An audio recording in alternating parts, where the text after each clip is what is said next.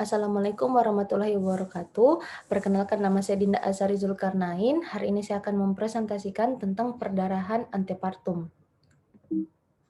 Jadi, yang pertama kita akan membahas perdarahan antepartum terlebih dahulu. Perdarahan antepartum merupakan perdarahan yang berasal dari saluran genitalia yang terjadi setelah kehamilan 24 minggu dan sebelum persalinan janin. Epidemiologinya terjadi sekitar 2% sampai 5% dari keseluruhan persalinan dan terjadi 4 dari 65 wanita dengan perdarahan yang rentan waktu kehamilan usia kehamilannya itu 14 minggu hingga 26 minggu yang disebabkan oleh plasenta previa dan solusio plasenta dan 3 dari 65 janin meninggal. Penyebabnya itu bisa dari serviks karena ada perdarahan kontak, contohnya trauma atau postkoital. Yang kedua itu bisa karena pendataran dan dilatasi. Contohnya karena persalinan dan inkompetensi serviks. Lalu dari plasentanya sendiri disebabkan oleh solusio plasenta dan plasenta previa. Lalu berikutnya itu karena fase previa dan ada abnormalitas pembekuan darah. Perdarahan antepartum memiliki tiga klasifikasi yaitu plasenta previa, solusio plasenta, dan fasa previa. Yang pertama saya akan membahas plasenta previa terlebih dahulu. Plasenta previa merupakan plasenta yang berimplantasi pada segmen bawah rahim dan menutupi sebagian atau seluruh ostium uteri internum. Epidemiologinya itu berkisar 1,7% hingga 2,9%. Di negara maju hanya berkisar 0,3% sampai 0,6% dari seluruh persalinan.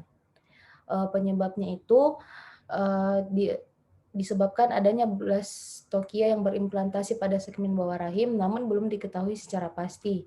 Teori lain mengemukakan bahwa plasenta previa disebabkan oleh vaskularisasi desidua yang tidak memadai, mungkin sebagai akibat dari proses radang atau atrofi. Namun plasenta previa memiliki beberapa faktor resiko.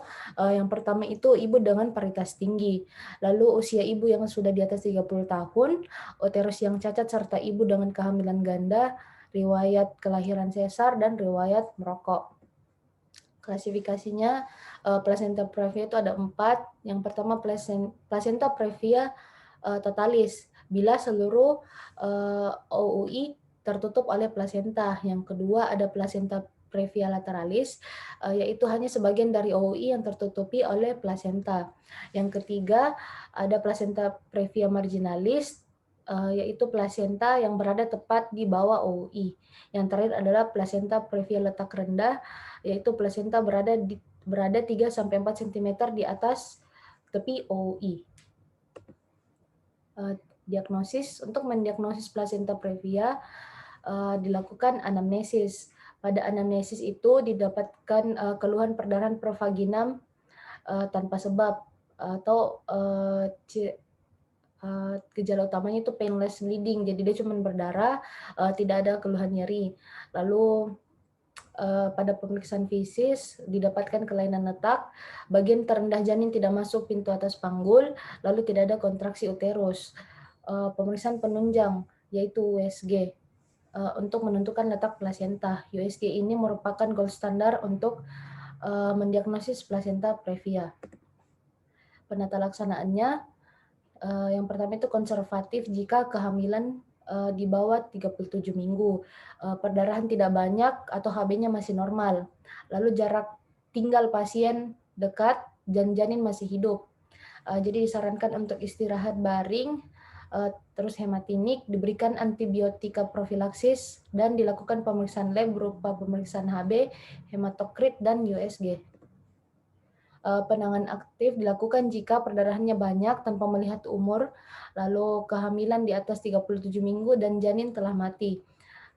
Jadi dilakukan persalinan per vaginam atau per abdominal, lalu untuk plasenta previa lateralis dengan KJDR, serviks matang, kepala masuk PAP, perdarahan sedikit, maka dilakukan amniotomi, diikuti drip oksitosin dan dilanjutkan persalinan per vaginam.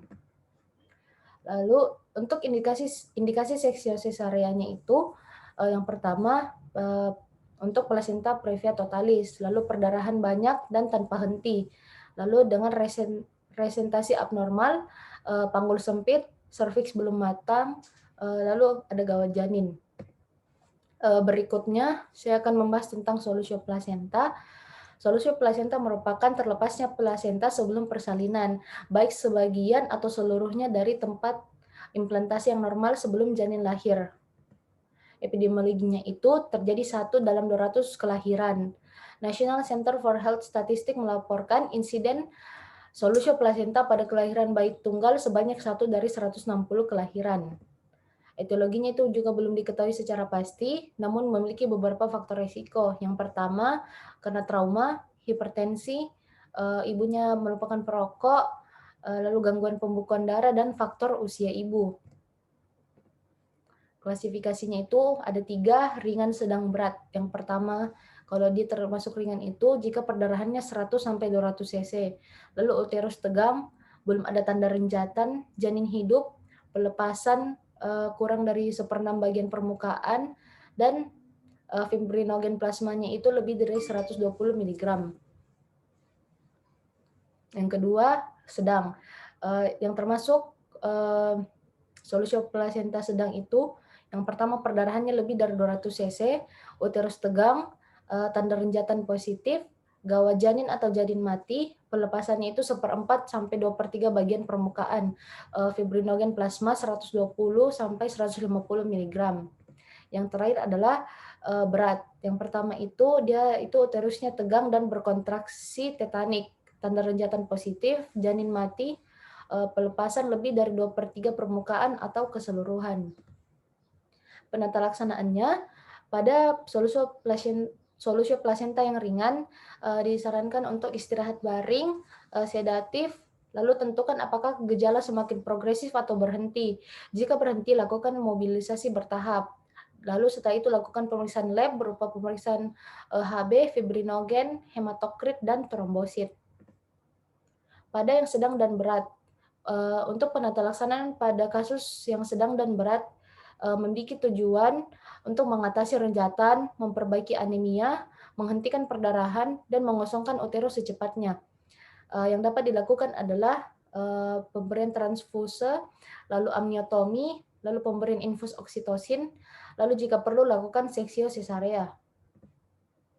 Seksio sesarea itu dilakukan jika persalinan tidak selesai atau diharapkan tidak selesai dalam 6 jam. Yang kedua, perdarahan banyak, lalu pembukaannya negatif atau kurang dari 4 cm. Lalu panggul sempit, terus janinnya letak lintang, lalu terjadi preeklamsia berat, dan pelvic score-nya itu di bawah 5. Berikutnya, yang terakhir saya akan membahas tentang fase previ.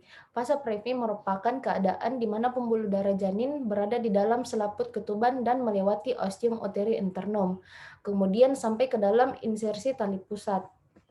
Epidemiologi itu fase previ ini sangat jarang ditemukan, dia hanya terjadi 1 dari 5.000 kelahiran. Penyebabnya itu karena pembuluh darah janin melintasi selaput ketuban yang berada di depan ostium uteri internum. Pembuluh darah tersebut berasal dari insersio filamentosa dari tali pusat atau bagian dari lobus aksesorius. Penata laksanaan pada fase previ ini yang pertama sangat bergantung pada status janin. Bila ada keraguan tentang viabilitas janin, perlu ditentukan terlebih dahulu umur kehamilan, berat janin, maturitas paru, dan pemantauan kondisi janin dengan USG dan kardiotografi. Lalu bila janin hidup dan cukup matur, dapat dilakukan seksio sesarea segera, namun bila janin sudah meninggal atau imatur, dilakukan persalinan per vaginam. Jadi sekian presentasi dari saya. Jika ada salah dan kurang mohon dimaafkan. Wabillahi taufiq wal hidayah. Wassalamualaikum warahmatullahi wabarakatuh.